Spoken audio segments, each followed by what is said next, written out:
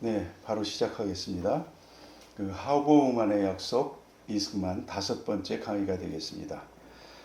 오늘 키워드는요, 이승만의 어린 시절, 그리고 문수사, 도동서당, 개화, 강화도 조약, 이모군란, 갑신정변, 위안스카이, 다음에 기독교 선교사, 그리고 성경, 교회, 병원, 성당, 가보개혁으로 과거제 폐지까지 1875년에서 1893년까지가 되겠습니다. 1875에서 1893 이승만의 어린 시절입니다. 이승만의 생애 90년 이제 시작합니다. 1875년 3월 26일 황해도 평산군 마산면 대경리 능내동에서 이경선과 김혜김 씨 사이에 5대 독자로 태어났다. 태몽으로 용꿈을 꾸었기에 아명은 이승룡이었다. 그렇게 시작이 됩니다. 오른쪽에는 좀 작아서 잘 안 보이겠습니다만 양녕대군으로부터 16대손인 족보 가계도를 정병준 교수의 우남 이승만 연구라는 책에서 제가 카피를 해봤습니다. 양녕대군의 후손이라고 그렇게 돼 있죠. 부모님은 먼저 아버님은 이런 분이었답니다. 보학과 풍수지리의 조예가 깊은 유교적 선비로 알만하죠. 이러니 가정 생계를 책임을 지셨겠습니까? 그렇게 돼서 젊은 시절에 과거에 도전도 했었답니다. 그러나 실패하고 한량 같은 삶을 살았다. 집에 있을 때면 족보를 펴고 옛 영화에 대해 이야기하는 것이 큰 기쁨이었고 취미 풍수지리를 연구한 다음에 밖으로 떠돌았다. 알만하죠. 이승만의 해고입니다. 아버지는 불시에 나귀 등에 올라 방울소리를 울리며 집을 나서면 2-3달 때로는 한 해가 기울어도 소식이 없다가 문득 어느 눈 내리는 날 밤 다시 말방울 소리가 울리며 돌아오기 일쑤였다. 이렇습니다. 반면 어머니는 서당 훈장 김창은의 외동딸로 아들 교육에 열심이었답니다. 김혜김 씨였다고 하죠. 굉장히 뛰어나셨던 모양입니다. 그래서 뒤에서 보겠지만 아들을 가르치기 위해서 서울로 이사하고 이사를 여러 번 하게 되죠. 네, 그렇게 되어 있습니다. 이제 먼저 아들 둘을 낳는데 다 이제 어린 시절에 죽고 이제 아들을 또 오랫동안 간구하다가 북한산의 문수사에 가서 치성도 드렸고 그렇게 해서 이제 이승룡을 낳았다는 겁니다. 이승만 전기를 쓴 올리버 씨의 평가입니다. 그녀는 당시로서는 많이 개화되어 있었으며 아는 것이 많은 여인이었다 라고 쓰고 있습니다. 부모가 이런 분들이었습니다. 우남도 자신의 모친이 서당 훈장의 딸이었고 어렸을 때 천자문과 시상을 어머니에게서 배웠다 합니다. 직접. 그의 모친은 그를 직접 가르칠 정도로 아들의 교육에 큰 관심이 있었을 뿐만 아니라 그 무렵 여성으로서는 드물게 상당한 학식이 있었던 것으로 보입니다. 거처를 황해도에서 서울로 옮겼습니다. 서울에서 그녀는 삭바느질로 집안 살림을 꾸려가면서 아들의 교육에 전력을 다하였다라고 합니다. 이제 어머니를 잘 알겠죠. 그래서 훌륭한 아들 뒤에는 항상 훌륭한 어머니가 계셨습니다. 그거를 좀 알 수가 있었죠. 어머님은 내가 무거운 것을 들거나 돌을 멀리 던지는 놀이도 허락하지 않았다. 내가 붓글씨를 쓰는데 중요한 손의 신경조직을 상할까 두려워하셨기 때문이다. 어느 친구가 검은고 연주법을 가르쳐주겠다고 한 적도 있지만 나는 글씨를 연마하는 데 방해가 될까 해서 이것도 사용했다. 훗날 나는 그때 음악을 배우지 못한 것을 무척 후회하곤 했는데 그렇죠. 그때 배워두었더라면 나이가 든 지금 많은 도움이 되었을 것이다. 악기 하나쯤은 다룰 수 있어야 되는데 저도 아쉬움을 많이 가지고 있습니다. 그 이승만이 어머니의 품으로 가지고 있었던 참빗이랍니다.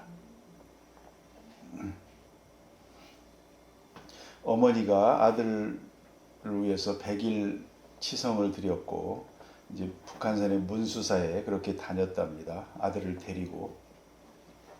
그래서 그 기억이 이승만에게도 이제 있었습니다.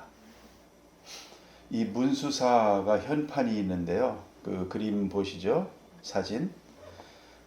올해 뒤에 이승만이 대통령이 되어서 6.25 때 망가진 절을 중수할 때에 직접 써준 글씨랍니다. 문수사. 친필이라고 하죠. 자, 이제 연대를 봅니다. 1875년 3월 26일 황해도에서 태어났죠. 여기서 잠깐 황해도라는 곳을 좀 생각을 해보면요. 역사적으로 고려시대부터 황해도가 많이 이제 등장을 하죠. 그 폐서 지역이라고 했죠. 그래서 그 태조 왕건의 그 부인, 그 황보씨 이런 분들이 이제 그 폐서 지역에 기반을 둔 그 호족의 가문이었습니다. 그리고 보면 무신 정권의 그 정중부, 무신 정권을 보면 순서가 그렇게 되죠. 이의방, 정중부, 경대승, 이의민, 최충헌 이렇게 되죠. 그 중에서 정중부와 최씨, 최충헌이 다 이 황해도에 기반을 둔 그 가문들이죠. 이의방은 뭐 아시는 대로 전주이시로서 그 전주에 기반을 두고 태조 이성계의 6대인가요? 하여튼 선조가 그 형제간입니다. 그러니까 이의방의 동생의 이제 밑으로 내려오는 것이 이제 태조 이성계 가문이죠. 이제 그렇게 연결이 되고 그 다음에 이제 그 황해도 해주의 이제 정중부가 잠깐 잡았다가 다시 이제 청주경 씨, 성씨는 드뭅니다만 그 경대승이라는 인물이 아주 젊은 시절에 이제 권력을 또 갖게 되죠. 그렇게 했다가 병사를 하게 되고 한 5년 만에 그리고 이제 그 계림의 이의민이 한 10여 년 권력을 10년 넘게 갖게 됩니다. 그러다가 무신 정권의 최우승자 최충헌이 등장해서 그 이후로 최씨 무신 정권이 60년 이상 가게 되죠. 그래서 고려 말까지 그렇게 가게 되고요. 그리고 조선시대에 와서 특히 이제 그 근대화에서 지금 우리가 다루고 있는 이승만, 김구, 안중근, 주시경 이 근대화에서 황해도 출신의 인물들이 굉장히 이렇게 역할들을 많이 하게 됩니다. 어쩌면 독립운동이라든지 대한민국 건국사에서 빼놓으면 안 될 정도로 역할들을 많이 하게 되죠. 그리고 우리 그 기독교인으로서 그 교회사를 보면 1885년에 선교사들이 처음에 들어오죠. 아펜젤러와 이제 언더우드, 그 다음에 스크랜튼 이렇게 들어오는데 그 전에 1883년으로 이제 기억합니다. 그 우리 자생적으로 생긴 교회가 이미 있었어요. 선교사들 이전에. 그게 이 황해도의 그 소래 송천 교회라는 겁니다. 이 소래 송천 교회가 그 우리 선교사 없이 자생적으로 생긴 이제 그런 교회죠. 그러니까 유서가 깊고 제가 지금 이제 집사로 있는 그 소망교회의 그 원로 목사님, 곽선희 목사님의 할아버님이 이제 소래 송천교회를 다니셨다고 합니다. 그래서 그때 초창기에 한국 교회사 이런 부분들을 잘 알고 계시더라고요. 이렇게 이제 황해도가 좀 많이 있습니다. 그 이중환이 쓴 택리지에는 각 도별로 인심을 얘기를 하는데 보통 그 경상도와 충청도만 비교적 긍정적으로 써놨고 나머지는 그렇게 긍정적인 냄새가 안 납니다. 황해도도 마찬가지고요. 그것은 아마도 이중환이 고향은 공주입니다. 기호학파가 아니고 그런데 그 남인이에요. 영남 사람들의 남인에 속해 있었어요. 이중환이. 그러다 보니까 이제 그런 것이 또 영향이 있었는지는 모르겠습니다. 아무튼 그 이중환의 택리지에 보면 이제 좀 그런 것들 있죠. 뭐 청풍명월, 풍전세류, 그 다음에 태산 교학인가요? 뭐 이렇게 하고 이전투구 뭐 이런 단어들을 많이 들어보셨죠? 그게 이제 각 지역별 그 인심의 특징을 한 이제 그런 내용들입니다. 한국사 연대기도 제가 같이 이렇게 좀 내놔봤고요. 그 민씨척족이 이제 이미 친정 체제가 되고 민씨척족의 시대로 뭐 세도 정치죠. 민씨 세도 정치 들어선 그런 이제 시대가 되겠습니다.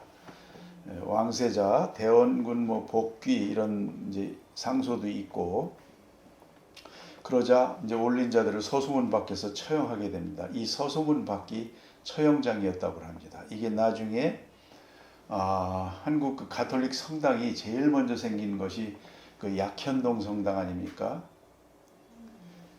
그 앞에가 처형장이었답니다. 이렇게 수많은 그 천주교 신자들도 순교를 당했죠.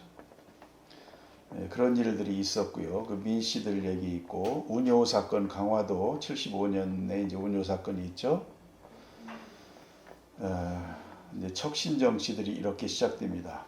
황현의 매천야록에서는 친정이 시작되었으나 안으로는 민왕후가 주관하고 밖으로는 민승호가 명을 받들어 시행했다.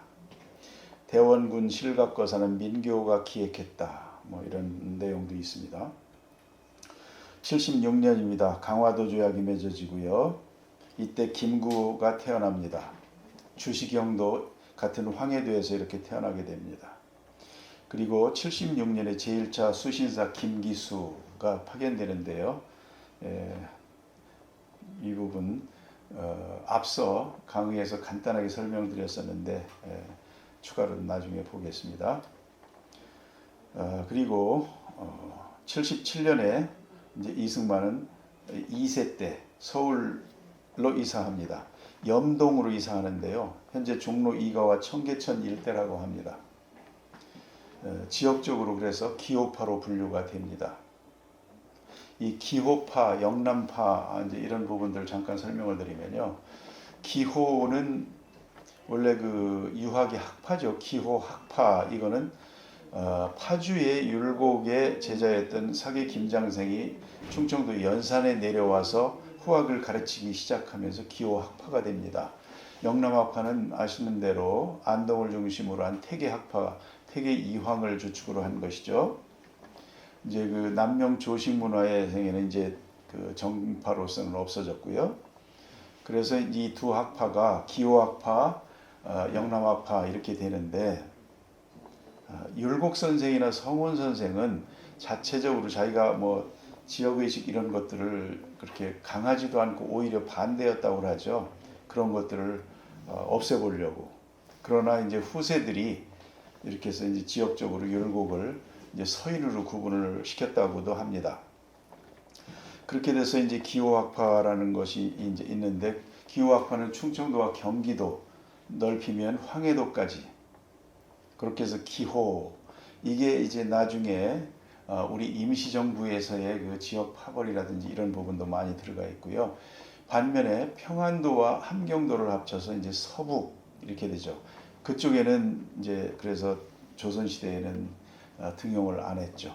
평안도에서는 과거 합격을 하면 이제 어사화 한번 하고 시위하는 게 전부였고 그 다음부터는 이제 그 아이들 가르치는 그 향리에 묻혀서 조정에서 부르지를 않았다고 하고요. 함경도 같은 경우는 이제 그 기질이 세니까 이제 태조 이성계도 거기서 이제 그쪽 지역을 잘 알지 않습니까? 그러니까 이제 정권이 위태로울까봐 그래서 이제 함경도는 항상 그 경계를 했다고 합니다. 그래서 쓰질 않고요. 인재를 키우지 않았다는 것이죠. 그래서 주로 이제 그 기호학파가 노론 앞선 강의에서도 보여드렸습니다만은 서인 노론이 80% 이상의 요직을 다 독차지하고 이제 영남학파인 남인이 또 만년 야당이 되고 말씀드렸었죠. 이게 얼마나 심했냐면 북악산과 남산 사이에 주로 이제 노론 양반들이 지금 살 때 그 자제들이 대부분 그 과거급제되고, 그러니까 정조대왕이 심지어 이런 얘기까지 한다지 않습니까? 어찌 조선의 인재가 서울에만 한양에만 있는가? 북악과 남산 사이에만 있는가? 그러면서 저기 이 안동의 그 태계 도산서원 앞에 별도로 영남유생만 모아서 별도로 그 과거도 치르고 뽑고 그러지 않습니까? 그렇게 해서 뽑았지만 그분들이 또한 이 당시에 그 노론 기득권이 워낙에 세서 올라와도 이렇게 잘 버티지를 못했던 모양이에요. 결국은 조선이 망하는 데까지 가게 되죠. 그렇게 돼서 이제 기후학파가 길어졌습니다. 서울로 이사를 하죠. 그 옆에 이제 세계사에서 제가 일본을 주로 많이 써놨는데요. 일본이 변화가 이때 많이 있었습니다. 명치유신 이래서 아주 급격하게 일본이 근대화되고 있는 과정입니다. 1878년에 3살 때 이제 평안도에서 안창호가 태어납니다. 그래서 이게 나중에 임시정부에서 기호파와 서부파 갈등이 심했다고 하죠. 그렇게 되고요. 79년입니다. 어머니로부터 기초적인 한자를 배우고 불교를 접했다. 이제 지석영이 또 나오죠.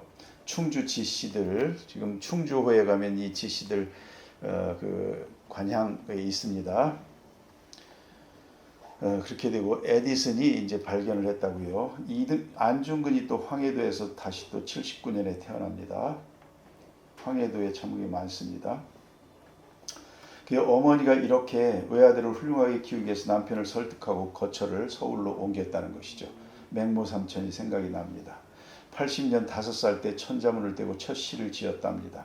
그 첫 시가 아래에 있습니다. 바람은 손이 없어도 나무를 흔들고 다른 발이 없어도 하늘을 건너간다. 이 이승만의 첫 시랍니다. 6살 때.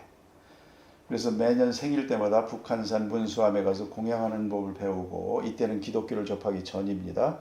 천연두로 또 3개월 동안 시력을 잃었다가 진곡에, 명동이죠, 양의사, 그 일본의 양의사한테 치료를 받고 났고, 이러면서 이제 서양 의학을 여기에 대해서 좀 이제 논란, 이제 그런 일이 있었답니다. 반면 이 시기에 원산항 강화도 조약 이후에 원산항을 개항하고 2차 수신사 김홍집 조선책략, 황준원의 조선책략 말씀드렸었죠. 있고 통리기무화문도 설치하고, 이때 또 충청도 청원에서는 산동 삼재가 태어납니다. 신규식, 신채호, 그리고 9년 후에 신배구. 1881년입니다. 어머니는 서당을 알아보고 퇴직 대신 이건화가 조카 이범교를 위해 세운 낙동서당의 아들을 입학시키고 집도 낙동으로 이사합니다. 오늘날 낙동은 명동과 해현동 일대라고 합니다.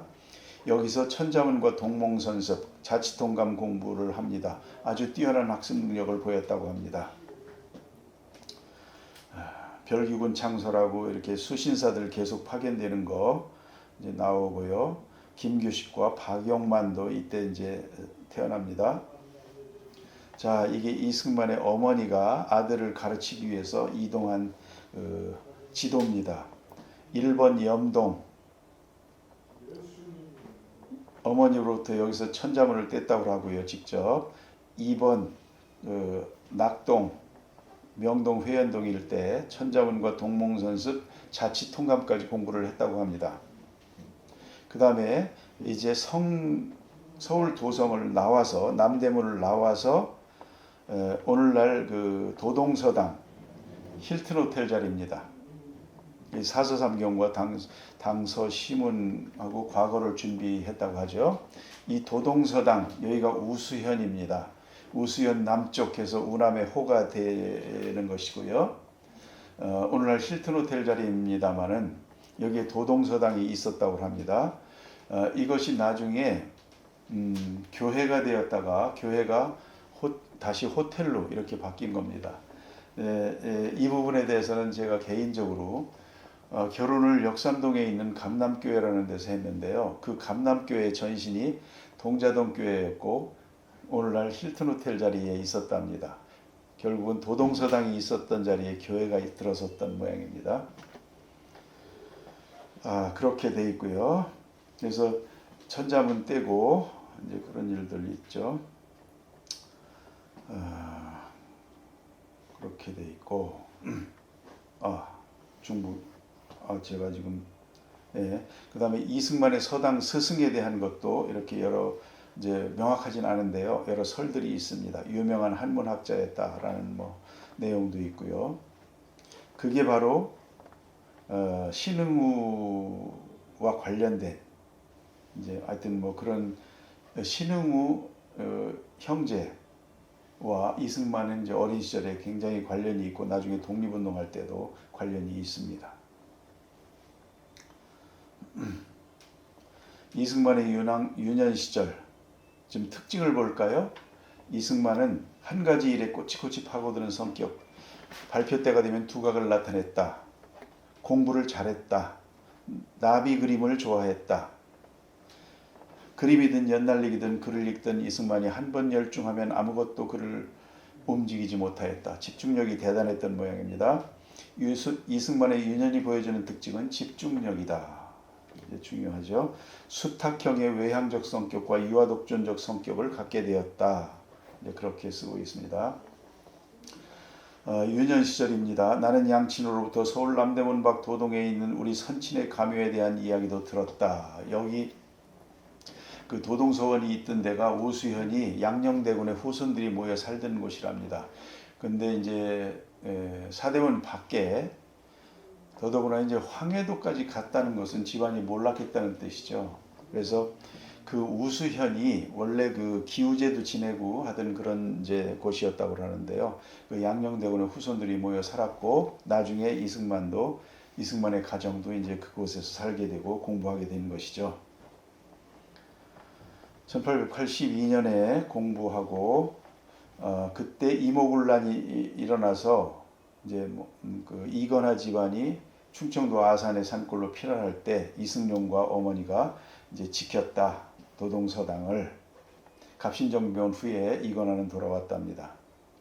이모군란으로 대원군 납치된 사건들이 있었고요. 83년에 초대 미국 공사 후트 이분도 이제 이 시대의 역사를 공부하려면 알아야 되죠. 하게 되고 그래서 초대 주미 조선공사로는 박정양이 이제 5년 후에 하고 이때 이상재와 이완용도 따라간 것입니다. 이제 보빙사에는 말씀드린 대로 이제 갔는데 그 미국의 에디슨 공장도 발전하고 이제 견학하고 이걸 나중에 이제 그 고종이 그걸 세우지 않습니까? 그 전기불. 그렇죠. 87년에 건천궁에 전등을 점화하고 이제 굉장히 빠른 시기에 이렇게 했다고 합니다. 이때 민영익이 갔으나 이제 서구 근대화를 위한 여러 가지 그 물물들에 대한 감동은 이제 그렇게 많이 받지 못했던 것으로 더더구나 이제 정책에는 반영을 못했던 것으로 조만식 선생이 또 태어납니다. 평안도에서. 이모군란에 대한 개요 아시니까 그냥 넘어가겠습니다. 청군이 개입됐죠. 이거는 대한민국 역사박물관 옥상에서 보면 경복궁을 한눈에 보기에 가장 좋은 장소죠. 그때 찍은 사진이고요. 그 1층에 초대 주한미국공사 푸트와 초대 주미공사 박정양에 대한 스토리들이 1층 로비에 전시되어 있었습니다. 84년 9세, 9세 도동 복사골이라고 하면 복숭아도자 양녕대군 사당 지덕사가 있던 곳으로 후손들이 대대로 살아온 동네 말씀드렸죠. 84년은 갑신정변이 일어났던 해죠.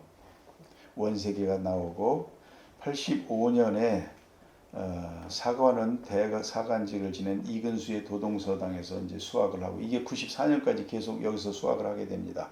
사서삼경과 당송심은 공부하며 본격적으로 과거 응시를 해서 93년 그 과거 제도가 폐지될 때까지 계속해서 보는데 계속 낙방을 하죠. 85년에는 선교사들이 들어옵니다. 아펜젤러 언더우드, 경신학교, 메리 스크린턴, 인천 내리교회, 배재학당, 정동교회 그리고 나중에 교회사에서도 보겠습니다만 1902년에 내리교회 성도들이 하와이 이민한 것, 52년에 하와이 이민 50주년을 기념해서 인천에 미국 MIT 같은 공대를 세우라 이승만 대통령이 문교부 장관한테 지시합니다. 인하공대가 53년 설립이 됩니다. 한국기독학원 매각대금 플러스 교민성금. 54년에 인하공대가 개교합니다. 그런데 이때 이미 원자력공학과도 설치를 합니다. 그러다가 인하대학교에서 1979년에 이승만 동상을 건립했다가 84년에 철거를 하는 일이 있었습니다. 독재와 친일 행적이라는 그 데모가 있었죠. 그렇게 해서 현재는 파주의 어느 창고에, 한진그룹의 어느 창고에 그냥 방치되어 있다고 합니다. 갑신정변에 관한 윤치호 일기 쭉 있고요. 여기에서 그 민운미는 그 민영익을 말하는 겁니다. 운미가 호입니다. 민영익이 칼에 찔려서 거의 죽을 뻔한 그런 상황을 이제 미국의 그 후트 공사가 구해서 아펜젤라한테 이렇게 소개하고 해서 고쳐주었고 이제 재중원으로 연결되는 이제 그런 스토리가 있습니다. 갑신정변에 대한 평가 김옥균, 일본이 동방의 영국 노릇을 하려 하니 우리는 아시아의 프랑스가 되어야 한다. 이제 이렇게 말하기도 하고요. 애국심이 있었던 모양입니다. 윤치호는 이제 갑신정변에 대해서 일이 반드시 실패할 터인데 도리어 스스로 깨닫지 못하고 있으니 어리석고 안쓰럽다. 그래서 윤흥열 윤치홍 부자는 갑신정변에 권위를 받았지만 참여하지 않았죠. 그래서 이제 목숨을 부지하게 되었죠. 이승만이 다닌 도동서당과 친필 연소정이라는 사진, 아주 오래된 사진입니다. 그리고 오른쪽은 1893년에 서당 시절에 아버지 이경선을 모시고 찍은 사진, 오른쪽이 이승만, 왼쪽은 서당 친구 김홍서라고 합니다. 이 바로 도동서당이 있던 자리가 오늘날 그 호텔이 들어가 있는 것이죠. 몇 가지 제가 사진을 발췌해 봤습니다. 한시를 공부한 도동서당에 대한 그 다른 사진, 남산 기슬 우수현 현저 있었다. 그런 거고, 그 다음에 한시, 대한제국 당시 도입되었던 전차를 묘사한 한시도 있다고 하고요. 이승만이 아버지에게 보낸 서한이 있습니다. 아까 정순만이 돈 2원을 보내왔고 또 편지에 이르기를 여주 이천 등지에 교인 4사람이 합해서 보내는 것이며 오늘 밤에 돌아간다 하였습니다. 이에 몇 자 적어 감사의 뜻을 밝혔사오니 속히 전해주심이 어떻겠습니까? 갖추지 않고 사례입니다. 즉 일자 승만 상서 이렇게 해서 아버지한테 보낸 것이 어린 시절에 보낸 기록이 남아있고요. 초기 선교사들이 서울의 중심지에 대해서 새긴 비석입니다. 외국 오랑캐들이 이 땅을 침략하고 있다. 전쟁이냐 평화냐 둘 중에 하나가 있을 뿐이다. 평화란 곧 이 나라를 배신함을 말한다. 자손들에게 경고하는 바 앞으로 1000년간 평화는 없을 것이다. 이렇게 비를 세워놨었다는 것을 외국 선교사들이 보고 적은 것입니다. 불과 20년 후 나의 부모인 닥터 윌리엄 제임스 홀과 로제타 셔우드 홀은 미국 감리교회 선교회 소속인 의료 선교단의 일원으로 조선에서 봉사하게 되었다. 이제 셔우드 홀 조선 회상이라는 책에서 기록하고 있습니다. 그 조선 해안 이제 부산에 들어올 때 그 장면들도 있고요. 한번 읽어볼 만합니다. 86년 11세입니다. 도강이 열리면 언제나 장원했고요. 과거를 목표로 한 양반 제자들이 서당에서 단연투각을 나타냈다고 합니다. 공부를 잘했었던 모양입니다. 이승만의 자필 비망록입니다. 당시 나는 매우 야심적이고 노력형인 학생이었다라고 이제 기억합니다. 86년에는 이제 유경공원도 설립이 되고요. 헐버트 길모 벙커 선교사, 이화학당도 설립이 됩니다. 메리 스크랜튼의 어머니죠. 대단하신 분이죠. 그 민영익은 원색에게 고종의 밀약 사실 밀고하고 뭐 이렇게 이제 이런 일들이 있었습니다. 조선을 청에 병합할 계획까지 세우고 이런 일이 있었나 봅니다. 87년에 이제 12세입니다. 왕세자빈의 관례를 기념하는 이제 승만이라는 이름으로 응시했는데 아호도 우남으로 정했어요. 과거를 정하려면 이제 그 호도 있어야 된답니다. 그래서 우남으로 우수연 남쪽으로 정했고요. 그 해의 9월에 세문안교회 언더우드 메리스 클린턴에 의해서 보구여관 2대 동대문 병원이라고 그랬죠. 그리고 이제 뭐 후에 이제 교회 승동교회 이제 박성춘 박서양 이제 명동 곤당골 이 곤당골이 오늘날은 롯데호텔 자리라고 하죠. 을지로 입구에 사무엘 무회에서 이제 설립이 됐고 연동교회 양반교회 이상재 최남선이 있었고 종로구 연지동 그 다음에 말씀드렸었던 상동교회 남대문에 스크랜턴이 세운 뭐 이하 그 당시에 그 교회들 동대문 교회 88년 1900년에 종교교회 그 다음에 자교교회 1909년에 안동교회 이런 그 교회들이 계속 설립이 됩니다. 1889년 다시 과거에 낙방합니다. 90년 15살에 박승선과 결혼합니다. 94년에 첫째 아이가 사망을 하죠. 98년에 둘째 태산을 낳았는데 박용만을 따라 도미한 다음에 필라델피아에서 디프테리아로 사망을 했습니다. 그래서 이제 자녀가 없게 되고 나중에 프란체스카 여사와 이제 30년대에 결혼하고서도 자녀가 없어서 양자를 드리게 되죠. 그가 이인수 박사죠. 호치민이 태어납니다. 90년에 베트남. 그 다음에 송진우, 고하 송진우 육당 최남선 이때 사람입니다.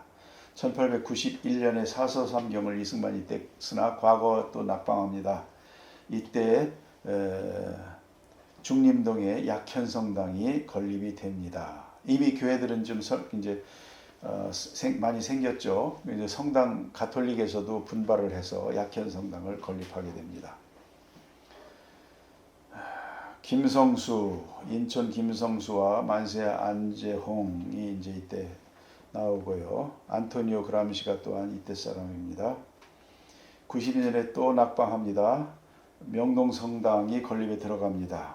98년까지 이건 굉장히 길게 지었죠. 춘원 이광수가 또 태어나고요.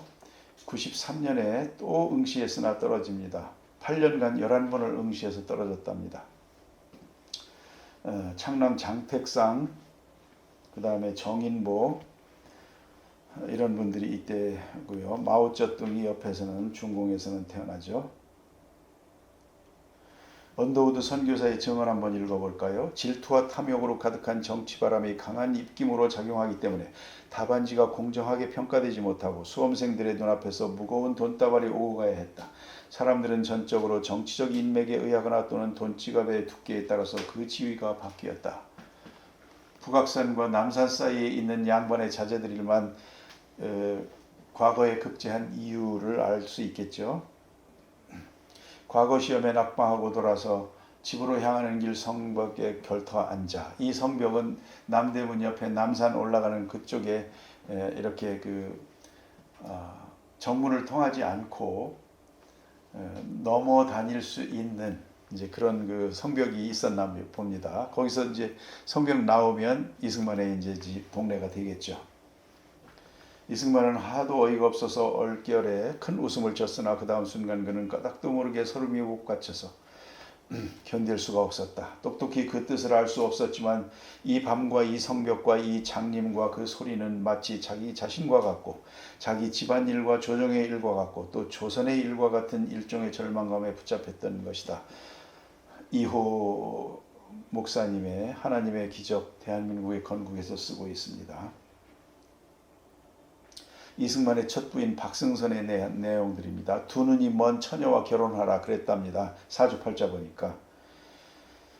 그런 내용들이 있고요.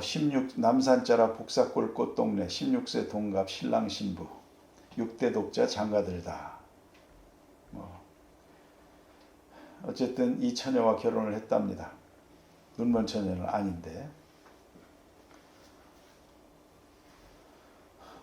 신우가 또한 그 박승선에 대해서 얘기한 그런 내용들 좀 있고요. 성격이 급했나 봅니다. 매우 진보적인 사람이었던 모양입니다. 진취적인 여성이었다. 뭐 그러죠. 박소저의 외할아버지가 양녕대군파 이연필로 외할아버지 이렇게 해서 관련이 있는 모양입니다. 그렇게 되어 있고요. 아들 봉수 이게 태산입니다. 나중에 이승만이 대한민국의 지도자로 성장하게 된 계기는 20세 때 배제학당에 입학하면서부터이다. 이렇게 되어 있죠. 이승만이 당시 조선 개신교 운동을 처음 저는 아펜젤러가 세운 배제학당과 그들의 모임 공동체 상동교회를 중심으로 활동하면서 자유와 평등 사상을 익혔답니다. 아내 백승선에게까지도 그 배우는 것이 영향을 미쳤다고 하죠. 박승선은 상동교회에 다니며 한글도 배우고 서양 여선 교사들로부터 영어도 배웠답니다. 교회에서 독립운동가 전덕기 목사와 김구, 이준, 이상재, 이회영 등 인물들이 뭉쳐 백오인 사건의 주역이 됐다. 이렇게 되죠. 그런 내용들. 1911년에 이승만 아내를 일본 나가사키 유학 보냈으나 3개월 만에 풍토병으로 인해 돌아왔다. 이런 일도 있었다고 하고요. 그 이후에 보면 그 창신동 땅 있고 거기에 박승선이 살도록 했다. 이제 이승만은 지금 미국 가 있는 상태죠. 백오인 사건 이후에 이제 다시 미국으로 가서 이제 있는 상태입니다. 혼자 사는 것이죠. 박 여사의 성격이 강직했고 착하셨다 이런 얘기도 있고 여러 가지 얘기들이 있습니다. 개가설도 있고요.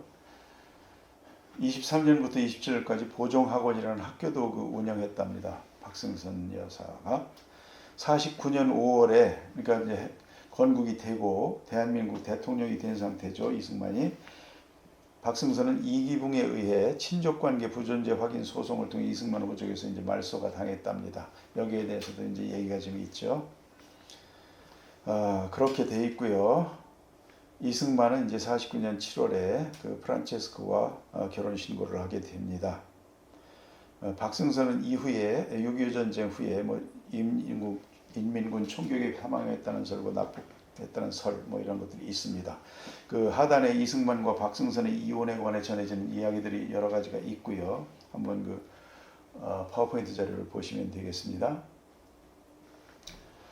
이승만 박승선 부부가 신앙생활을 한 서울 상동교회입니다. 옛날 모습이죠. 그래도 서양식으로 이렇게 졌습니다. 한국은행 맞은편에 오늘날 이제 새로 지은 건물이 있죠. 황해도 출신 엘리트들이 주축을 이룬 교회로 1911년 백오인 사건의 발상지기도 하다. 여기서 신앙생활을 부부가 했답니다. 상동 감리교회 역사, 이 스크랜턴에서 제가 한번 내용들을 정리를 해봤습니다. 전덕기 목사와 백오인 사건으로 유명하죠. 이 상동교회가.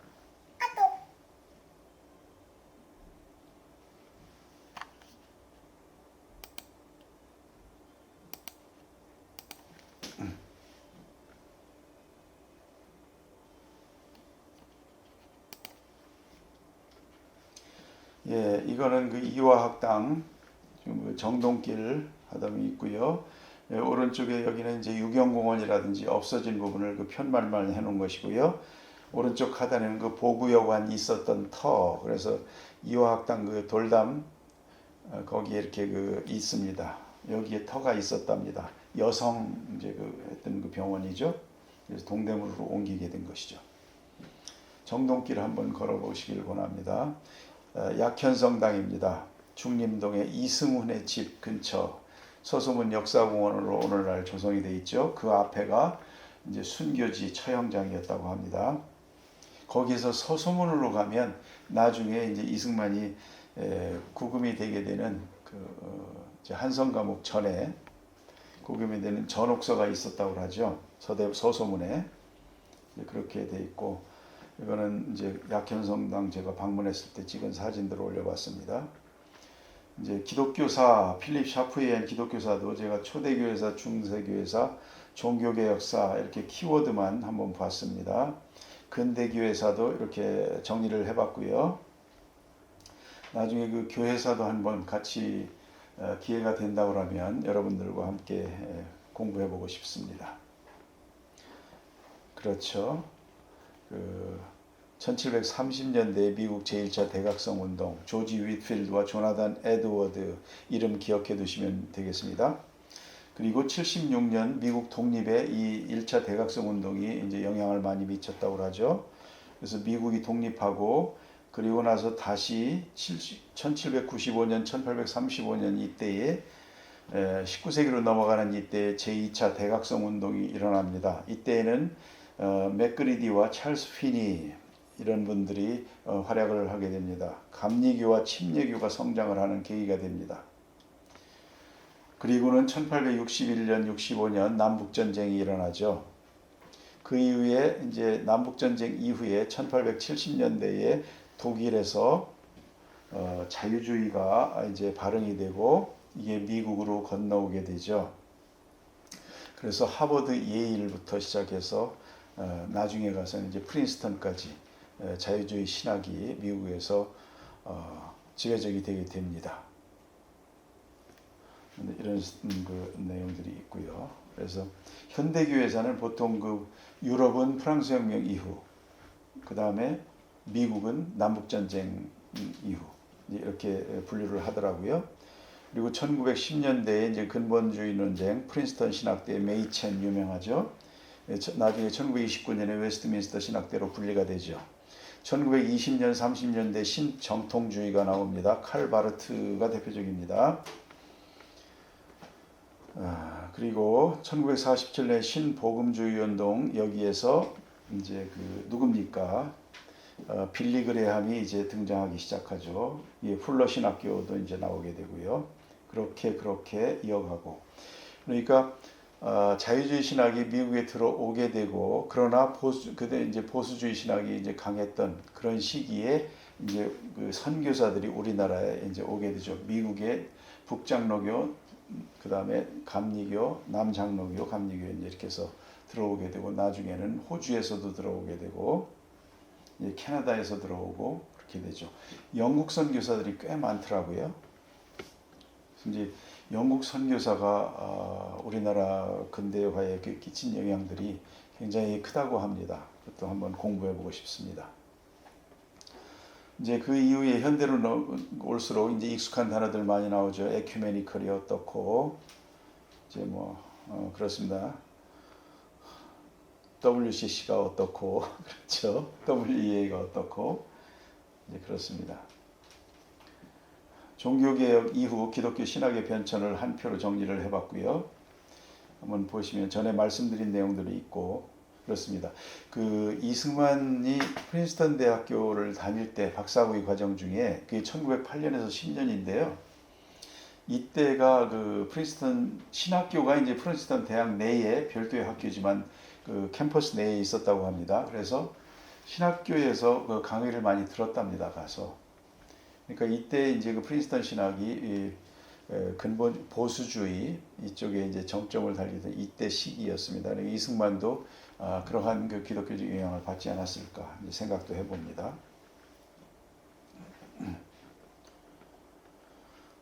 미국의 탄생은 청교도 정신과 이신론을 말씀을 드렸었죠. 한번 좀 보시면 되겠고요. 예, 이상으로 그 오늘 5번째 강의 친미 기독교파 이승만을 강의를 마치고요. 다음 시간에 또 찾아뵙겠습니다. 들어주셔서 감사합니다.